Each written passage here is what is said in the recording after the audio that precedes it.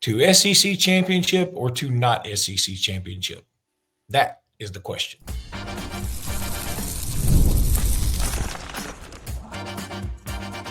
You are Locked On Bama, your daily podcast on the Alabama Crimson Tide, part of the Locked On Podcast Network, your team every day. Hey, everybody. Welcome back into Locked On Bama. Luke Robinson with the AHSA Radio Network. That's me. Jimmy Stein with Bama Online. That's him. This episode is brought to you by, it's going to be a surprise to me too, FanDuel. Thank you, FanDuel, for sponsoring this podcast. And also, thank you, everydayers, and thank you, newbies, for making us your first listen every single day. If you're a newbie, you just started that today, so have fun on this journey. Welcome. Welcome. Jimmy, it's been a debate. You and I have talked about it a lot. It's getting down to the wire in terms of the SEC race, all the races. And do you or do you not want to be in the SEC championship? Now, I can certainly, you and I have made the argument that it's probably better, honestly, for Alabama not to be in the SEC championship. And it makes a lot of sense. If you want to win a national championship, it makes a lot of sense. And you also remove any doubt of getting in, again, assuming Alabama wins out, which I think is very fair. They'll be double-digit favorites against Oklahoma and Auburn. They should be.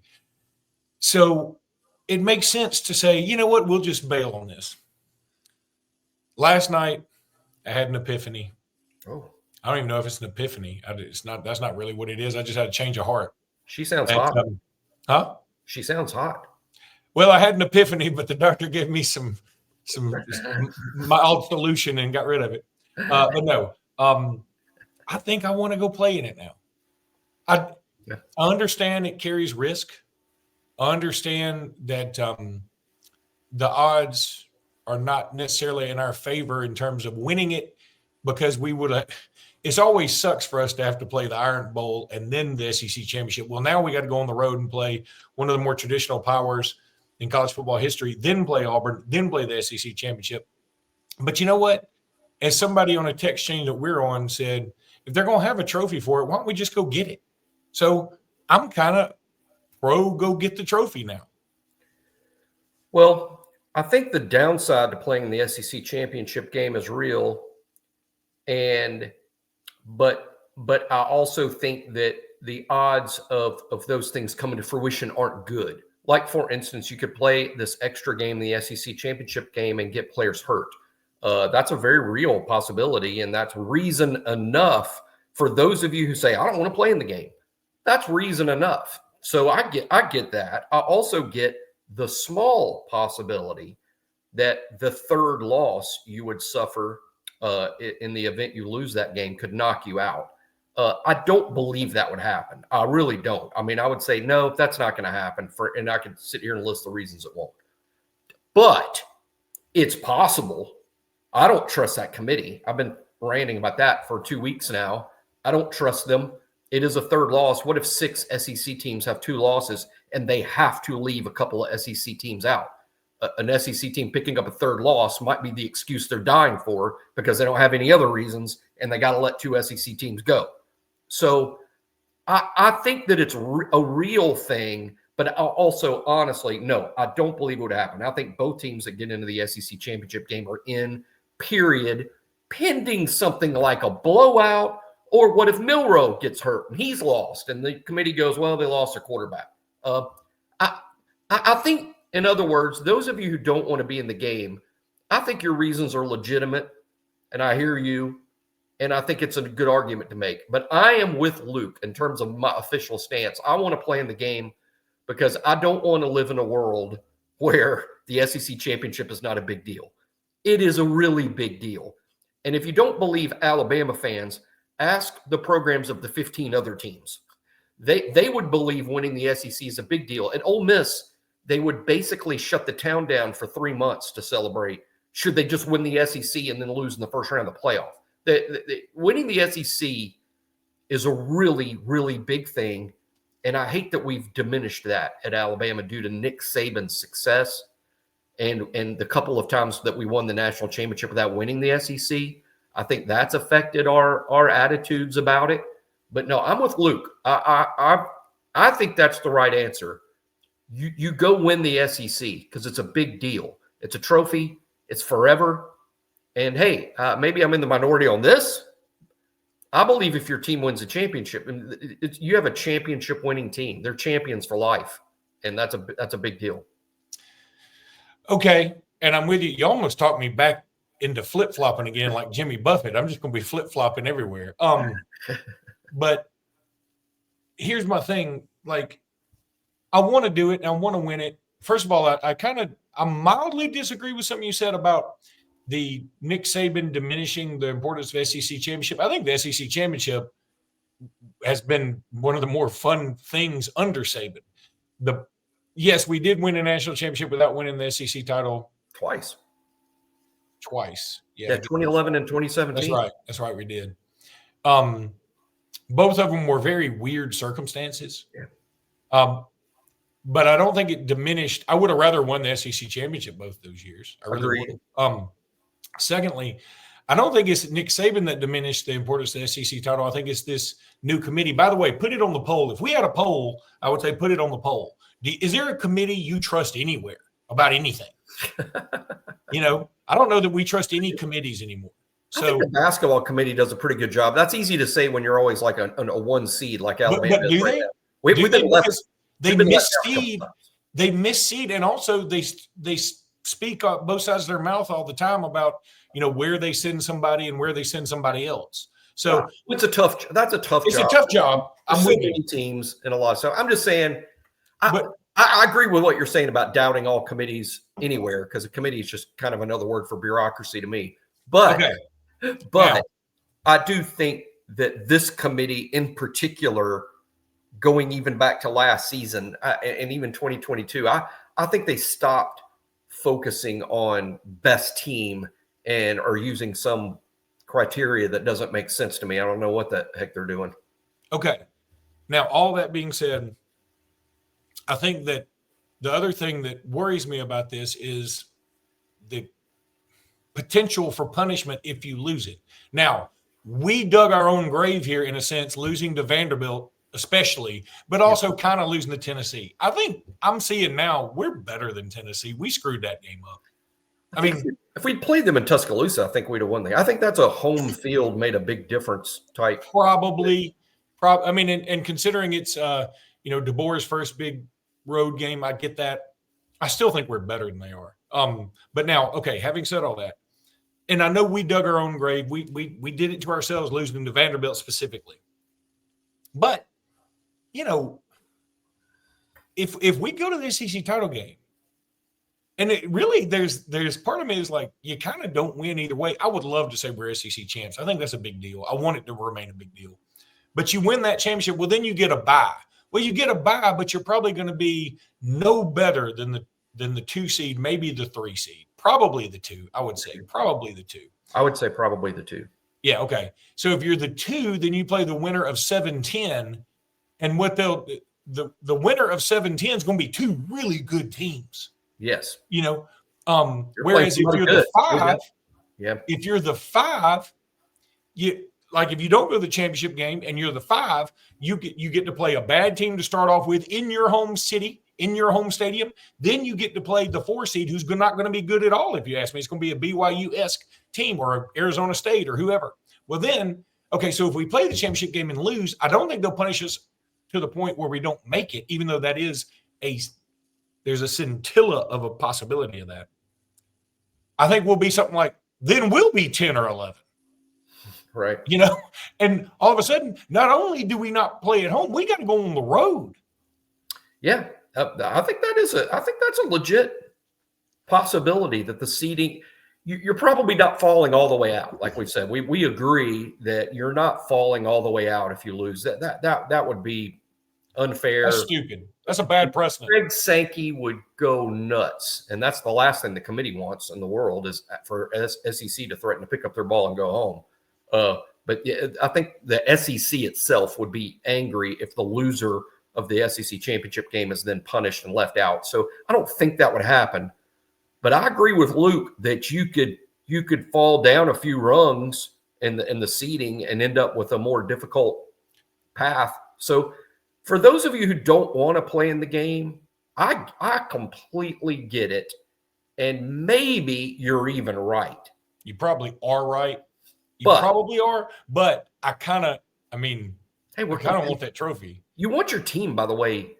The only way you're going to be successful in football is if you got a team full of vicious competitors. That's the only way to be successful. And you know what vicious competitors want to do? Win the SEC. Yeah. And I like Alabama's chances, frankly, against any team there. Now, I think some teams in the SEC, even in this top 6, are better than others. I agree with Luke that I wouldn't put Tennessee right now up at the top. I think in terms of teams that would really match up well with us, Ole Miss, Georgia, Texas. But I would like Alabama's chances against Tennessee, A&M, maybe Ole Miss, maybe. I mean, they are good. That's a fun matchup if that happens. Yeah, I think most likely, from what my understanding is, Luke, and I've read a lot of it and I understand a lot of it, but there's so many moving parts. I think the most likely result is Alabama will play the winner of Texas versus Texas A&M. That's the most likely result.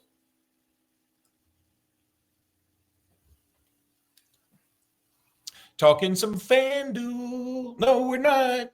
Talking something else. 5 Hour Energy. FanDuel is a sponsor of this, but 5 Hour Energy is also awesome. Our friends over at 5 Hour Energy know that being a passionate football fan isn't just a hobby. It's a way of life. It takes a lot of energy to power through all-day tailgates and touchdown celebrations or agonizing second overtimes, which is why they've created Stan the Fan 5 Hour Energy Shot with a special flavor called Fan Fuel, the energy shot made just for super fans like us. I'm talking to you and to Jimmy, the fans who were first in the parking lot and who are last to leave. We see you. We got our eyes on you. Look, you have to deal with all these big plays in Alabama games, right?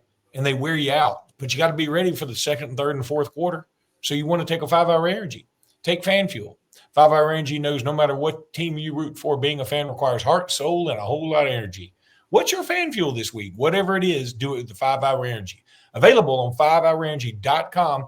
And, of course, you know it's shipped nationwide. That's 5hourenergy.com. Go pick out your flavor and go get you some Fan Fuel because you'll love it. Now I want to tell you about Academy. Your new Academy Sports and Outdoor store is now open. It's over there in the old Best Buy in the Target Shopping Center on Highway 280. You know where it is. If you've ever driven down 280, you know exactly where this is. It's behind the Chick-fil-A. And it's got the best sports equipment, outdoor gear, apparel, and footwear from the brands you love, all at low prices.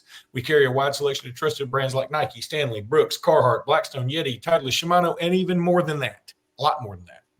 Academy has everything you need to gear up for fun, hunting, camping, fishing, tailgating, running, exercising, all that stuff. Most of those things don't sound fun to me, but they got a lot of stuff I do like. Plus, you can shop online or on our app, free in-store pickup. Need it fast? They have 1 hour curbside pickup so you can load up and load out with ease. Your new Academy Sports and Outdoor store is located at 4610 US Highway 280, but don't even put that in your GPS. Don't even do that. Just get on 280. When you see all the Chick-fil-A that's really crowded, Academy's right behind that in the old Best Buy building. You can't miss it. All this stuff, all this room, parking aplenty, and it's so easy to get to. Go to Academy. You'll love it. Jimmy and I were there not too terribly long ago, and we loved it. Yeah, you're right about not hiking. I don't want to hike. I don't know if you saw Yellowstone on Sunday night, but they're having a camp at a horse farm, and there's a lot of snakes, and they one of the cowgirls woke up with multiple rattlesnakes, including one in her sleeping bag. And I'm like, all right, I've never started to become a camper, but that pretty much ends the idea right there. Yeah, I mean, didn't we build houses so we don't have to do that? Okay. All right. Little Oklahoma look ahead. Jimmy, I mean, calling a spade here, this Oklahoma team is probably one of the biggest disappointments of the season. Mm-hmm. But, and this is a big but, they have played an incredibly difficult schedule. They really have. Well, I was just looking at this when we started on the air, man. And when you look at their wins, this is how you poke holes in like, gosh, this isn't a good team. Their best win is the win at Auburn. And if that's wrong, if I'm wrong, their best win was over Tulane. And those are okay team. Auburn, compared to the average team, pretty good. Tulane might even make the playoff as the Group of 5 representative. So those aren't terrible wins, but those are their best wins. Their losses, though, and this is what makes you a little concerned about play, their losses are to all good teams. They lost to Texas. They lost to Tennessee. They lost to Ole Miss. They lost to a hot South Carolina team. Their worst loss, and I'm doing the air quotes, was to Missouri. Their last game they played at Missouri by only 7 points. That's their worst loss. And Missouri, as we know, is a good football team. I know what Alabama did to them in Tuscaloosa, but that's a good football team. Oklahoma, so far, Luke, and I guess it's good news for Alabama fans, they've beaten who they should beat, and they lost to all the good teams. Thankfully for us, Alabama's a good team, and we belong on that Texas, Tennessee, Ole Miss list and not the Auburn, Tulane list. But it does show how, for all the disaster that this season's been for Oklahoma, they're really not too terrible. They're only losing to really good teams, and they're taking care of the teams they should certainly beat. I think that is true. At the same time, they have looked really bad. I mean, against Auburn, they were missing like 5 of their top receivers and started a true freshman.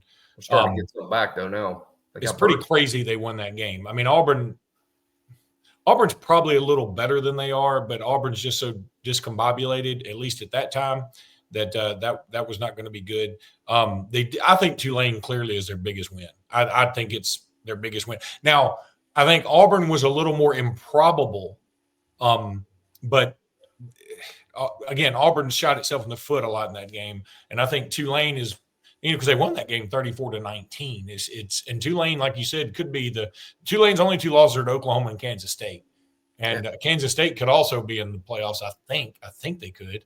I think they're not mathematically eliminated from the Big 12. I mean, they'd have to win the Big 12, but they're not mathematically eliminated at this point. But it's a desperation time. But and they hung in there with Texas for a minute. South Carolina just buried them. I mean, buried them. And then I'll tell you, I feel like the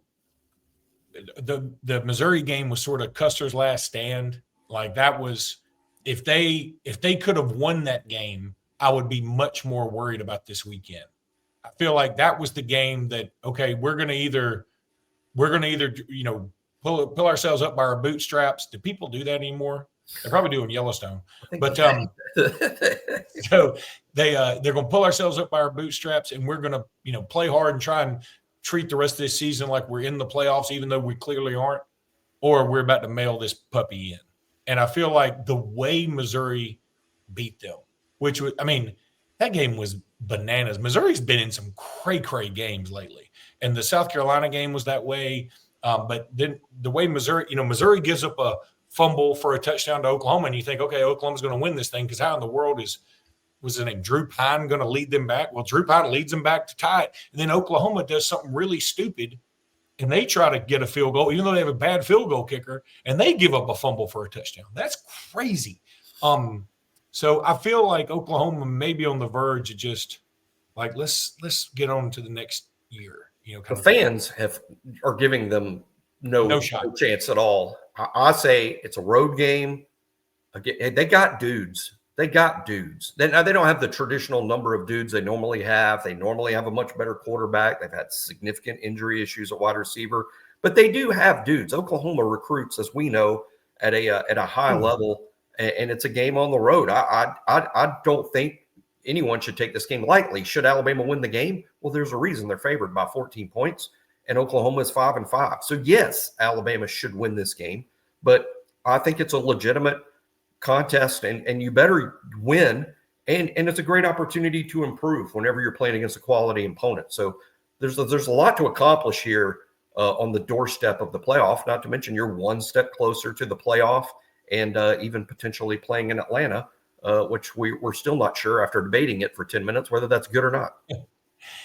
Yeah, I just looked up Oklahoma's recruiting ranking too. I know this doesn't necessarily have anything to do with the game this weekend, but it just sort of tells me where they are. They are ranked 12th in the country right now. But when you look at it SEC-wise, they're behind A&M. They're behind Tennessee, LSU, Auburn, Bama, Texas, and Georgia. So they're 8th in the SEC. It's so. This is why winning the SEC is such a big deal. It is, and that's all this circular logic we're getting to. You're right, but I think that Oklahoma, I want them to be better because I do. I want them to be a good, formidable opponent, for years to come in the SEC on the whole. This weekend, I'm kind of glad they aren't very good. This doesn't have anything to do with anything this year, but very quickly, is there any part of you that feels sorry for Florida State right now? I'm going to tell you, I kind of do. I know they did a lot of this to themselves, and I know that they were really jerks about us getting in the playoffs, and they didn't last year. But, man, they lost another commitment this weekend to Florida that flipped to Florida, quarterback. And they are losing commitments left and right. They open with us next year. Now they're recruiting. I'm searching for it. I'm still searching. Oh, my God. They're number 44 in recruiting right now. They do have a 5-star, I think, as an offensive lineman, but a lot of people think he may eventually flip too. Man, I got to say, I know that a lot of people won't feel sorry for him, and I get it, but there's part of me that's like, there for the grace of God, go I. And I don't want my program ever to be in the posture they're in right now, and they're in a bad posture. Yeah, they're just not one of my favorites. I mean, everybody's got their personal biases and here and there, but there's been a few things over the years that's made me not be a fan. I get it. And I say that as someone who doesn't – I'm not normally a huge I despise the rival guy, but I mean, but the most recent being, the playoff situation last year. And I know that it's public statements, and I know their feelings were hurt. I know they wanted to be in the playoff, and more than 4 teams can deserve that spot. And I do think Florida State, if it was about the 4 most deserving teams, may have deserved a spot, but it's not the most deserving teams. It's the best. And after they lost Jordan Travis, they simply absolutely were not one of the 4 best teams. And I think time has proven that conclusively that they were not one of the 4 best teams. They lost their bowl game 100-3. And before you say, yeah, but they lost so many players, so does most everyone. And they were the only one that lost 100-3. I mean, and as I've said all season, Luke, this Florida State disaster did not start in Ireland. It started in the bowl game last year. That's where this started. And we do open with them next year. So, I mean, it is Alabama centric. So, oh, no doubt. Now I'll tell you about FanDuel because I love it and you should love it. And look, you need to get ready to tackle the NFL action with America's #1 sportsbook, and that's FanDuel. Because right now, new customers can bet $5 and get $150 in bonus bets if you win.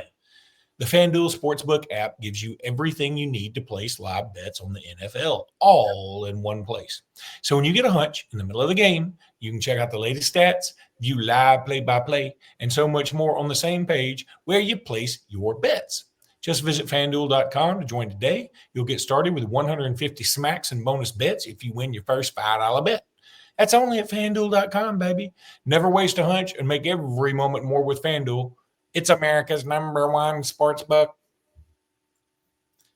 Then there's Game Time. Look, y'all know I love Game Time. I've been telling you about it. If you're going to the Oklahoma game this weekend and you're like, oh my God, I got my flight tickets, got my rental car, got my hotel. I don't have any game tickets. Okay, go to Game Time and get those puppies. The best rates, you'll be able to see where you're going to see. You're going to be able to see the view of the field. That's what's awesome. Go to Game Time, use code LOCKEDONCollege for if it's your first purchase, you get $20 off when you use code LOCKEDONCollege. Now, if it's not your first purchase, it doesn't matter. You save so much money, you're like, it's $20. But if it's first purchase, $20 means a lot. So go to Game Time, download that app. I use it all the time. I've used it for everything. Every professional sport that I go to, every college sport that I go to, I've used it for concerts. It's fantastic. You will love it. Go to Game Time. What time is it? It's game time, baby. Okay, let's end it off with a little recruiting. To the shock of absolutely no one, Turbo Rogers is decommitted from Alabama. It seems like for all the world to end up at Ohio State. More power to him. You and I have talked about this. I was fine either way. I know it drops Alabama's ranking. I know some people are, worried about that. We're going to flip Ivan Taylor soon enough, and then the ranking will go up number 2 again. But Turbo Rogers, I mean this as nicely as I can. It doesn't move the meter for me very much. I've seen him. I think he's a good player. I think he's a really good player. And if he was in this class, I'm all for it. But this is not a Caleb Cunningham level loss. Okay. And this is kind of, I don't even think it's a Dawson Merritt level loss. I think if I'm ranking the losses here, I go Caleb Cunningham clear number 1, Dawson Merritt okay, and then Turbo Rogers even more okay. If he can get a better opportunity at Ohio State, I'm all for him. As you know, I'm with the HSA Radio Network. I pull for Alabama dudes to do well. So I am wishing Turbo Rogers the best. I really hope things work out. And if it's not at Alabama, more power to you, my friend. Yeah, same. I hope he does well at Ohio State or Georgia, wherever he ends up. But it's not a lot. It can't be a loss for Alabama when Alabama didn't push for him to be in this class. Yes, he had an offer. The offer was from Nick Saban's staff. This is a situation very similar to the Miles Johnson situation, who was also offered by the Saban staff, who the new staff said we need to see more before we pull the trigger here and compare you to other guys on our board. And Turbo has rushed for 400 total yards in 2 seasons of high school football. I mean, A.K. Deere does that in 2 weeks of high school football. I mean, and again, stats don't tell the whole story, especially when it comes to recruiting. But the point is, this was not a high priority, high value target for Alabama's new staff. That doesn't mean Turbo won't be a good player at the next level. I think positionally, he's got to work out some things. Is he a slot? Is he a back? Is he a special teams guy? I don't know, but I do know that, hey, there's another thing to look at, Luke, about Alabama's second back.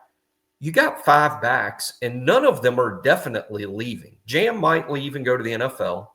Someone might get frustrated over carries and transfer, but no one is definitely leaving, and 5 is a good number. And you're adding A.K. Deere. That's 6. So even signing a second back is not a mandatory must thing for Alabama. That's why they're evaluating that second back situation carefully, because it's not about, oh, we need 2 backs. It's about, is there someone out there that can help us be a better football team? That's what they're looking at. It's not so much about this mandatory need to sign a second running back in this class, because there's just not one. Yeah, and I know Alabama's looking at a couple, one committed to Michigan State, one committed to USC. I'm sort of like you. I mean, if we get another one, great. If we don't, I understand. The way I feel. But I'll say this, and we talked about it. Boy, I'm not also going to say if we sign another running back, I get it, because nobody has stood out this year. Mm-hmm. I mean, people in our comments, we keep getting Richard Young. I attribute some of that to the backup quarterback fascination. I know he's a running back. What I'm saying is, you know how when your quarterback's not – I mean, for a long time, everybody wanted Brian Bergdorf instead of Jay Barker because they were like, we know he's better. Well, he wasn't. And so maybe there's some things about Richard Young that he doesn't do as well as the other guys right now. And they are doing some things like pass blocking really well and all that, which is great. But nobody at the running back position has stepped up. And right now, I'm going to tell you, I think A.K. Deere or Kevin Riley has got as much of a shot next year as anybody. Yeah, I hope there's sort of an open competition thing. I mean, I think Jam is fine and Justice is fine, but we don't need fine. We need elite. Yeah. And I don't know that either kid has shown that yet, although they both in flashes show some things. As far as Richard Young, I agree, Luke, that so much of that's a product of late game garbage time situation, and we shouldn't assume that it would carry over to playing in the first quarter against elite SEC defenses. But because Jam and Justice haven't exactly set the world on fire, and Richard Young is so promising, it wouldn't hurt my feelings if he got reps with the ones at Oklahoma. I wouldn't mind taking a look and see what that looks like. But we'll end with this great stat. For as just show how Alabama fans are just, and I'm one of them, by the way. I'm as guilty of this as anybody. I'm not pointing fingers. I do this too. The complaining about, we're not throwing the ball. Jalen's not improved. He's not that awesome. Jam and Justice have been disappointing. We don't have receivers that are good outside of Ryan and Jeremy, and the offensive line. Are we sure it's better? We do all that stuff.